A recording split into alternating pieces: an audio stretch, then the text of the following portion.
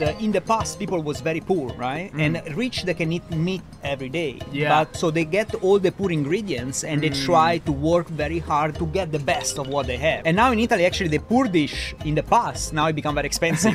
Is pineapple supposed to go with pizza? Yes or no? People get very angry because they're very emotional. Okay. Traditional pizza is changed for so long time. People are proud and people talking about it. You know, it's like, of course, it will make the food more like shiny, right? You're leaning towards more of a protective side. So Yeah, still protective, of course. Yeah. You know, because I don't want to just like, okay, you like it different way, boom, I change everything, is done. No.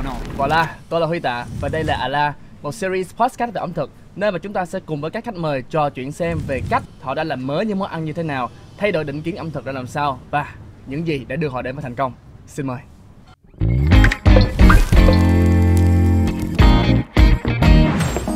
Trong số này, khách mời của chúng ta là một anh đầu bếp người Ý, Federico, người đã sống ở đây được 7 năm rồi và chúng ta sẽ thảo luận xem về cái định nghĩa của fusion food khi mà chúng ta kết hợp một loại ẩm thực từ quốc gia này với quốc gia khác và liệu chúng ta có nên tiếp tục kết hợp nó hay không hay chúng ta nên đi về những giá trị truyền thống của ẩm thực của đất nước đó. Federico, would you like to say hello to our audience? Hello. Xin chào mọi người, tôi là Federico, tôi người đầu bếp. Tôi sống ở Việt Nam 7 năm rồi. And that's it. Alright, first of all, I'm gonna say that your restaurant has a very interesting setting. So I walk here, it's got a little bit of tropical, you know, it's full of trees. You got a big tree right in the middle of your restaurant. Absolutely. and then the route is not even, it's full of rocks and stones. Yeah. So tell me, why do you design it this way and then you have it placed here in District 2 and in Taudin specifically? Okay, the reason why we want to do botanical, because in Italy we love summer. Okay. So we like open space, Yeah. you know, but unfortunately we have summer only 3 months a year, right? Yeah. So here we kind of have the summer all year round. That's why I decided like to open like an open concept like that, like a patio concept. Yeah. It certainly feels very comforting and very Absolutely, yeah. That's the kind of feel I want to give to people when they come in here, you know, to be like in summer in Italy. Okay. Only the plants is tropical because the Italian plants will not survive here, so we have to choose for different plants. Tell me a little bit about yourself. What I'm curious about is chef a very, like, do people treat a cook, a chef in Italy, do they treat it has a very high value occupation? Okay.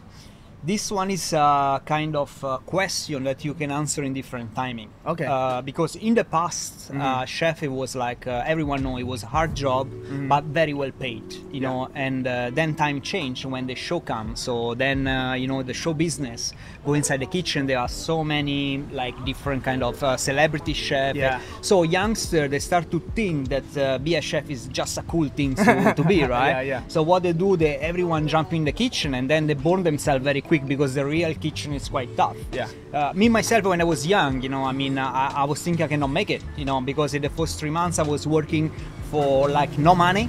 So I was working like 12 hours a day, and then I try just to end up like 12 hours a day is a lot of time in the kitchen, and I just try to survive. And after like 3 months I think, no, I just gonna give up. Then I love this job, I love like the food, so I just keep trying and move on.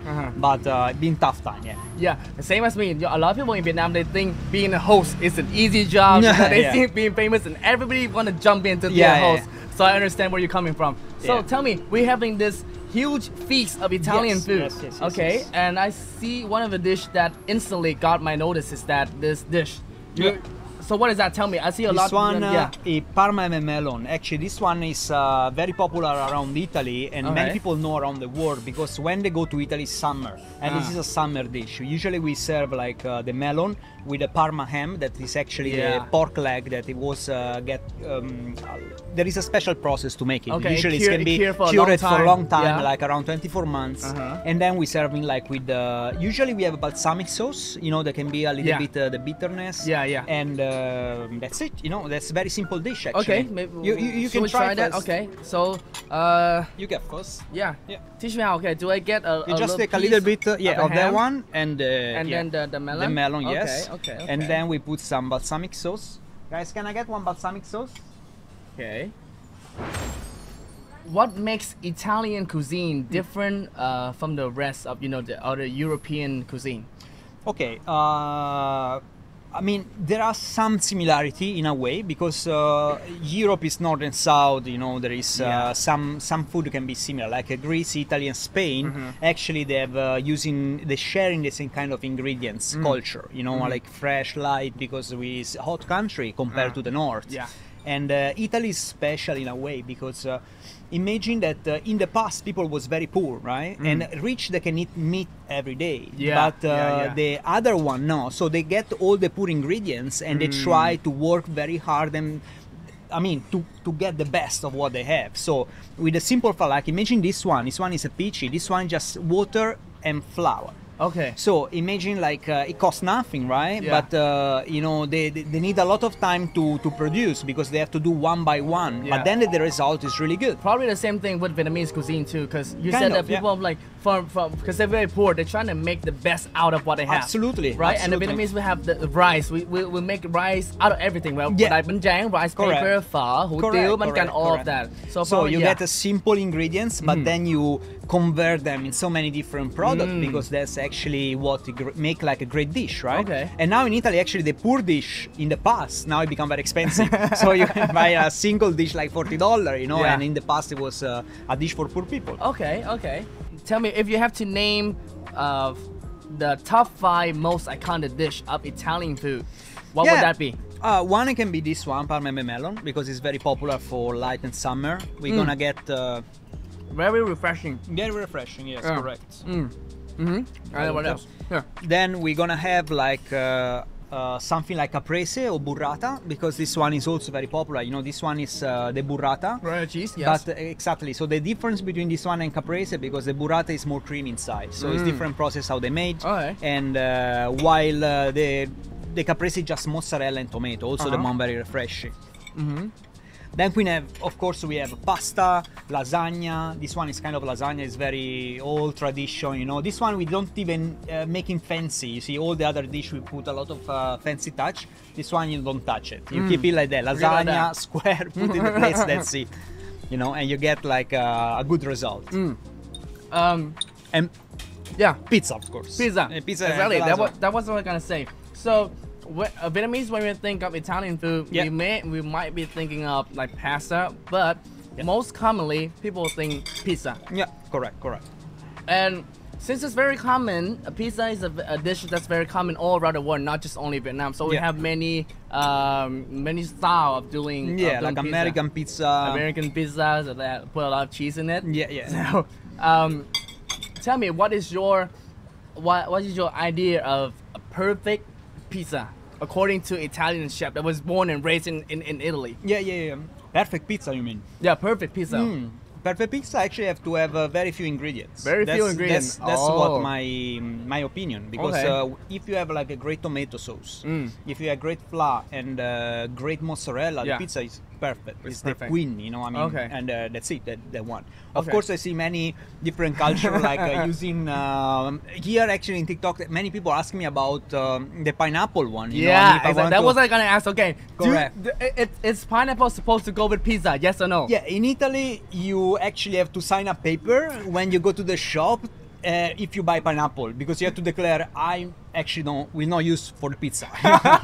It's a kind of it's a joke, but it's a serious thing, you know. I mean, people get very angry because they're very emotional. Okay, so the Italian makes sure that no pineapple goes on top of the pizza. Yeah, absolutely. So when we mentioned that like I said, like we all witness here, a lot of people put different things on top of the pizza. So what do you think about that trend? Well, I mean, what do you mean for they put a lot of things? They put a lot of, so like you said, like pizza is supposed to keep it very simple. The authenticity, you know, So like the American way, they put a lot of cheese on top. Here in Vietnam, some people they put like nước mắm, you know, they put mắm ruốc on top of it, and they have many different way of combining different ingredients that somehow change the traditional pizza. What do you think about that? Well, I mean, the traditional pizza is changed for so long time, and the moment you arrive to US and then moving from US to other country already changed the base. But the point is, sometimes you have to be open-minded. I'm agree about that, because you know, having like different kind of style is actually what bring you to the future, because you know, maybe eventually you're gonna find a good recipe that it work well together. You know, for example, in this one we using cashew nuts. You know, we don't use cashew nuts in Italy, but this one have truffle and cashew nuts. Okay. And if you see the combination together, it's pretty good. You know, I mean, so for some things you have to be open-minded. You know, for others maybe you have to take baby steps. You know, and see like if it worth it to really to change something really good, like lasagna. You know, I mean, don't change, cut. Let's say finish. Okay, let's try some of the pizza. I'm excited. Oh yeah.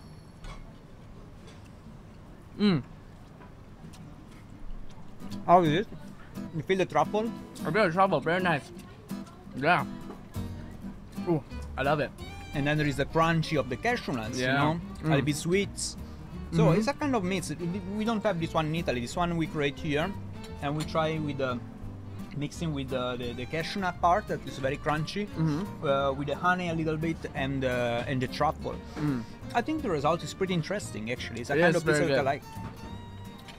Italian cuisine is one of the most recognizable around the world. You know, along with the French, the French, Japanese. You know, why do you think that so many people love Italian food? I think it's something, I don't know, related to the look itself, the cheesy, you know, the kind of. In a way, it's recognized also for the media, because if you see many movies, actually they feature like Italian food, and then someone like moving with the sauce, you know, like cooking. So, and also because the taste, because actually Italian food is easy to eat. Yeah. I see here young Vietnamese, like even kids, you know, once they try the cheese part, once they try the pizza, I mean, they really love it, you know, and then they get used. Maybe the older people a little bit take more time, but for the youngster, in just 1 second, you know, they feel in love with the pasta and pizza. Okay. Yeah, I think it's one of the reasons. Maybe the quality of the food, because in Italy we have a lot of very high quality food, and it can be definitely one of the reasons. So, what do you think is the main ingredient that is important to Italian food? Is it the cheese? Definitely cheese. Cheese is you see in everything here. There is Parmigiano, Gorgonzola, mozzarella. You know. Cheese is all over, and regionally, every region in Italy have different cheese. Okay. So here, definitely people know cheese, but they know the famous one. They don't know the crazy cheese. Exactly. You know, like comparing with here, there are some cheese that I can compare to durian. For example, durian. I watch it. You don't eat durian? I eat durian, but I nearly die when I eat durian. So, yeah, it was too intense experience. You know, I mean. And but there are the same in Italy. We have like a cheese called Casumarzo that actually they have like a worm inside, you know, and people eat it. Tell me more about the cheese culture in Italy. Do people like eat it as a snack, or do they just as put everything? It on as everything? Cheese, you can be like a starter, you know, just eating like a cheese board, right? I mean, a different cheese, and we have like the hard kind, the soft kind. You know, you can mix with honey, jam, or things like that, or just eat like this in the bread. Then we can put in every our dish. So, do you see a man with a suit, you know, walking to his meeting in the morning with the cheese on his hand, just like no. In the morning you don't eat salty, you know. I mean, Italy you eat like cappuccino and cornetto, you know. That's but it's very common. Cheese people can eat it, enjoy it as a snack as well. They can bring the cheese to the park, you know, just enjoy the nice afternoon kind of thing. What do you think about the Italian food here in Vietnam? Okay, I have to be honest. Some places pretty good. Some places I'm kind of shocked, you know. So shocked like in what way? In a way, like for example, in Italy we eat like the pasta have to be al dente. Okay, al dente is mean a little bit strong. And you know, like if you give me a little bit overcooked pasta, I can understand because it's matching a little bit more the taste. But sometimes they are so overboiled, it looks like a porridge, you know. And the one I have no idea what I'm eating, you know. And the one is actually a little bit too extreme for me. So we mentioned about how you feel about Italian food in Vietnam. Vietnamese Italian food in Vietnam, we know a couple of dishes. We know pizza, we know spaghetti. So what do you feel when people eat spaghetti with a piece of lettuce and cucumber, and then they eat it with ketchup and a little bit of like Vietnamese chili sauce? What do you think about that? I feel a little bit heartbroken. But don't you think that when a foreign cuisine, when they come to a local, they gotta adapt somehow, you know, they gotta change its way somehow. Okay. Adapting, yeah, definitely. Because when you go in a place, you know, and you live overseas, you have to be open that people have different tastes. So sometimes, and if you do business, of course, you have to think about it, because you cannot just open for pleasure, right? I mean, And the point is like there are some things that can go well together, and some others maybe they don't matching. So if you are someone with experience, you know, and it will be great actually if you put your how can say your kind of fusion ideas into action, because maybe you will create something nice and new and great. Yeah. So yeah, in a way, I'm open for it, but if you do professionally, I mean, if you do just like put ketchup everywhere, maybe not good idea. No. Yeah. So how do you feel about fusion food in general, like the concept of fusion food, of mixing, you know, this cuisine to another type of cuisine? Yeah. Well, it's been so popular everywhere, right? But in some places, like they go very fast and then it just disappears.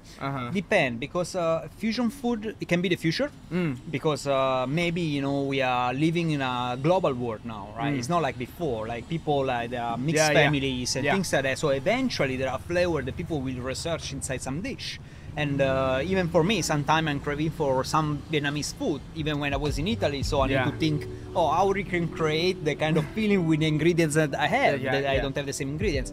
So I think it's a good thing, you know, in a way.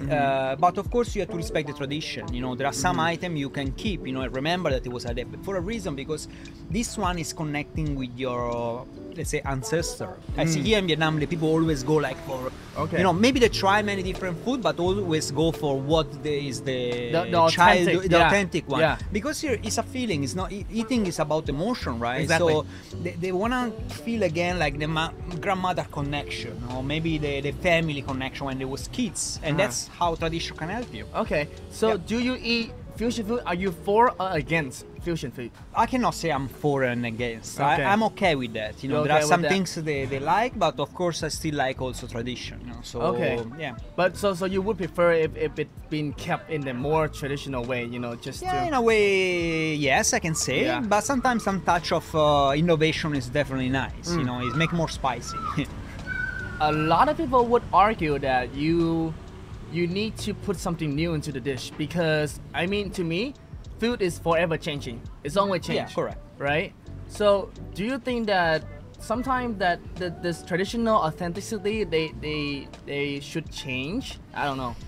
Well, I mean, let's say tradition cannot be stubborn, because some things cannot be stuck there forever. Of course, you know. I mean, there are some things that are very important. We do like this for 1,000 years. Let's say, let's keep doing like that. But time it change. Like the habit of eating it change. The health issue it change. So definitely you have to be open for some potential change in the future. Yeah, that's true. Have you changed anything since you came to Vietnam? One, actually. Okay. Oh, so tell me about your process of inventing this one also. Okay. Like this one actually, this one is a cappelletti. Okay, it's meaning a little hat, and little we do with the pesto. The pesto usually in Italy is done with pine nuts, but I using walnuts in this one. Okay. Because when I was in Australia, you know, it was very hard to find pine nuts, so I started creating this different pesto. And here in Vietnam, it is the same story. It's easy to find walnuts than pine nuts, so I make it, and actually it tastes really good. And I get even compliment from Italian people, you know, and they say, "Oh, very good pesto, nice. Where do you find the pine nuts?" Actually, it's walnuts. You've been to Vietnam for quite some time, so you've been here for like 7 years. So is there anything that you learn from the Vietnamese cuisine, from the Vietnamese cooking style? Yeah, well, I mean, now I do some videos about food, and I starting like a learning journey process about Vietnamese food. So I like to try. Of course, I need to get some inspiration, but I like to try to cook some local food because I like it. I like Vietnamese food. Right, so Vietnamese food? Good. I'm here for a long time. Is the time to learn to cook, right? I mean, so tell me, what have you changed so far since you come to Vietnam? Like what? Because Italian food it's quite new here in Vietnam. Have you received any like weird requests? Like, let's say if a customer walk in and they order a special sort of thing, you know, in the middle of the day or something. Yeah, of course, here it's happened a few times, but for example now I'm more open-minded because I've been for many years out of Italy. When I was a kid, actually I was working in a restaurant around 14 years old. I was just cleaning, you know, and be like a waiter. So when people come and ask me, like, can I have a cappuccino, like at 2 p.m. for me was like, oh, no, and then we go with other waiters say, oh, we can do this, something like that, it's crazy, these people. So I mean, yeah, that's actually the process. And So then, why don't you like having a cappuccino at 2 p.m. for an Italian? actually, I don't know. Just because my just don't do family it? teach me, you know. Okay. I see my family do that, and I see everyone do that, and you are shocked if someone do that. So everyone was shocked. Okay. The point is like it's a cultural thing because Italians are hot blood, you know, hot temper. Yeah. And they are crazy for food, football, and women. That's the Same that's thing the here point. in Vietnam. Yeah, Same thing similar, here. right? Similar. So that's why I feel like we are very similar. Yeah. And the point is, you know, when they have something like carbonara, for example, you know, you cannot touch it. You know, if you go to Rome, you say, "Oh, I'm gonna change the carbonara, I change the cheese." Like, it's crazy. They're gonna attack you. People are gonna really get mad. We're gonna Because, kill you because of that. Yeah, kind Maybe. of. Yeah, kind of. At least kidnap you. You know? Kidnap you. Yeah, exactly. Until you change your mind on carbonara. Okay. Yeah. Overall, like this. So Italian are very hot temper, hot blood, and very passionate. They're very passionate about Yeah, the food. Like correct. specifically, you know, like food has to Very follow. proud, I can Very say. proud. Very proud and very protective sometimes. You know? Okay. Sometimes even too much. But Okay. yeah. Give me an example. Well, I mean, everyone claims to have the best tiramisu ever. You know, even sometimes here we have tiramisu. We have great tiramisu, right? Yeah. There are some Italian come and they say, you know what? Your tiramisu is good, but my mom make the better tiramisu. Whatever, you know, it's always like that. Always someone claiming the best side, and they're very proud of it. You know? Okay, I Yeah. see. What do you think about Vietnamese food and Italian food? Is there any similarity that you can see? But I mean, we use a lot of like I see similarity on the way how we're eating because way of Vietnamese eating. like they like sharing, right? And Yeah. in Italy we have the family. Now it changed because everyone have his own dish Yeah, when you their go own dish. restaurant. But with families home, you actually do the same concept. You do the like a sharing Sunday Yeah. lunch, you know, and we put a lot of things in the middle and Yeah. everyone picking. Yeah, you know. like this. Yeah, correct. Okay. So because big family, the south of especially south of Italy, usually they have big family, right? Okay. And but about the ingredients itself, no, because we have the fact that we work like the material, you know, like you say, the rice, you know, you have million version of how can use the rice, Yeah, and we have correct. million version to use the the flour, the bread, the pizza. Okay. But in the real ingredients, no, because of course there are so much difference. Right? Yeah. And is there any similarity in the cooking style between Italian and Vietnamese, do you think? Well, we both use fire sometimes. both use fire. Everybody use fire to cook, yes. Exactly. That's kind of similar. I mean, yeah. What can I say? Here you use mostly the wok Wok, pan. yes. They have different point of cooking. We Yeah. use the flat pans. Yeah. You do a lot of grilling. In Italy, Grilling. yeah, you do a lot of barbecue here, right? Yeah. You really like the street barbecue. We like the charcoal grill. Exactly. Also, we do, and but it's not the most popular in Italy, you know, because the one is always related to families. So there are not really much like barbecue restaurants. So maybe it's a good idea to open, you know, because people like barbecue. And yeah, that's it, you know. So I Okay. think Then what is the major difference that you see between the two cuisine?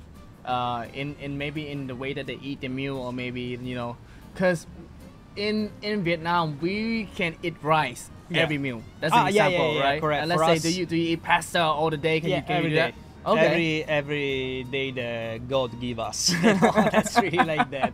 And sometimes even twice a day, you know. Even I twice a mean, day. because you know the pasta, they think like you use rice, right? Yeah. The rice is like just a side. For us, pasta is the main courses with everything inside. So sometimes you have a lot of protein when you get like, for example, with the ragu pasta, or you get like the vegetable pasta. So we have so many different kind of pasta and so many different sauces that actually you can have a complete meal with just a dish of pasta. That's Okay, why. okay, Yeah. I And when see. I was a kid, I eat pasta like non-stop. You know, I mean, it's like my family always cook, and yeah, I eat. I like it. You know, and then you get used to.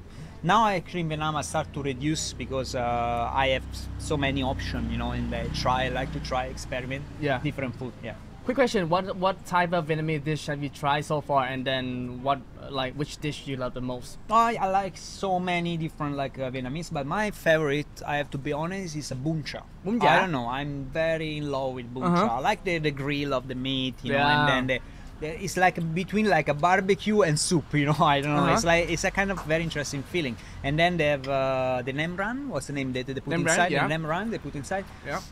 It's very nice dish actually. You know, I can eat that one quite often. I think I eat maybe once or twice a week. Oh, you know, okay. So, yeah. Yeah.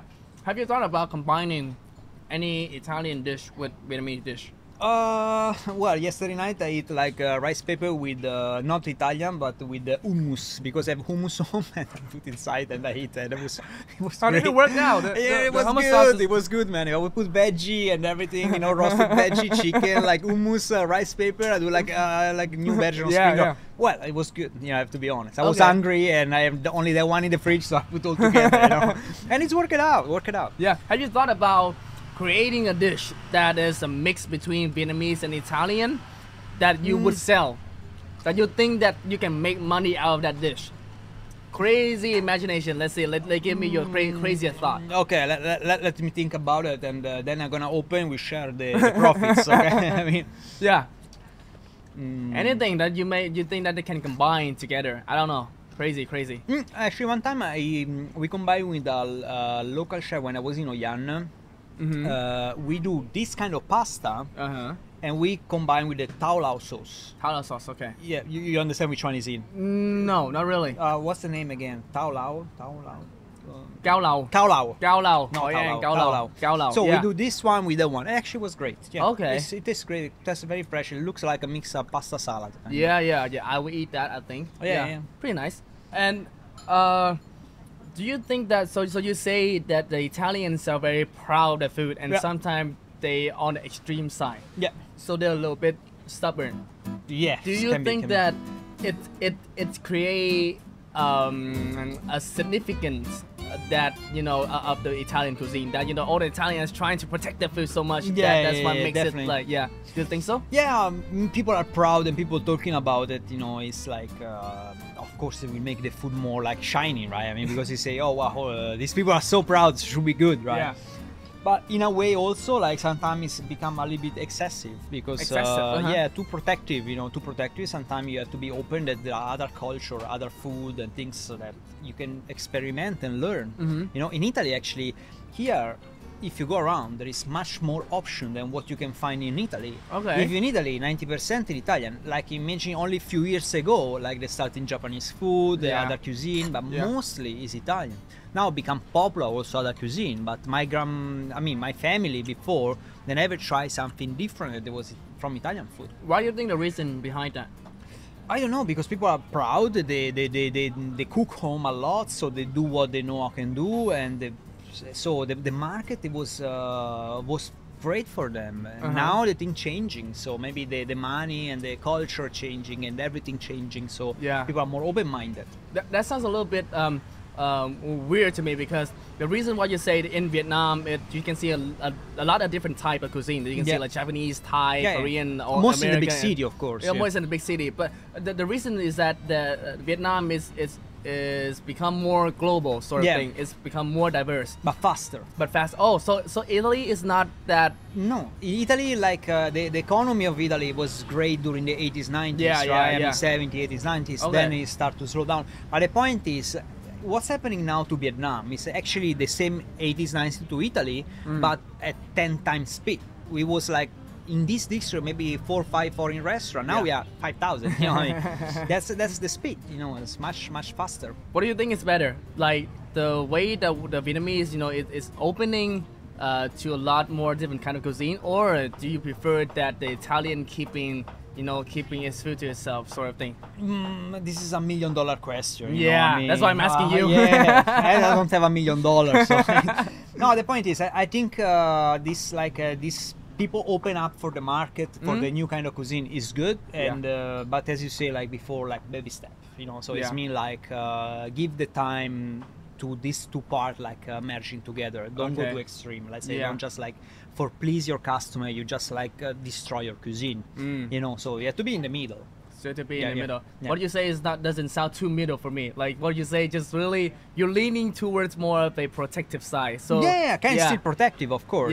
Because I don't want to just like, okay, you like a different way, boom, I change everything, is done. No, cannot. So you're still gonna have that pride inside of you. Of course. Of course. Okay. Yeah. A little bit more about yourself. You started doing a lot of videos online. So most of those are like funny videos, or you try out different recipe. Yeah, correct. So why is that? I mean, aren't you a chef? Why are you doing videos online? So what got you started? Entertainment. I mean, I like making video. I have to be honest. I Okay. like cameras. I like lighting system and everything. So Yeah. I really enjoy that. And also I'm a chef, right? So Yeah. I think okay, I have some free time. I want to combine these things together.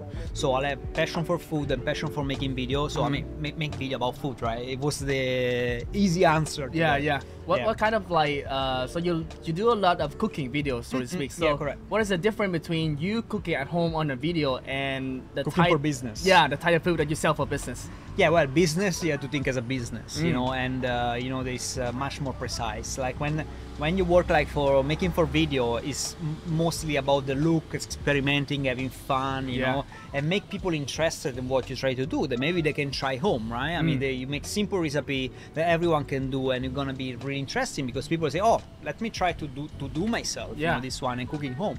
For business, of course, is different because I want to remind you that I'm not only chef, I'm a business owner, chef. Yeah. They change because sometimes there are some chefs that just want to be super creative and they have no control of money, you know, and they just like do whatever they want. But when you also own a business, you have to think differently because you have to compromising. You say, I cannot put like let's say lobster on top of here because who gonna pay like a $2 million like pizza, right? I mean, same story. So Okay.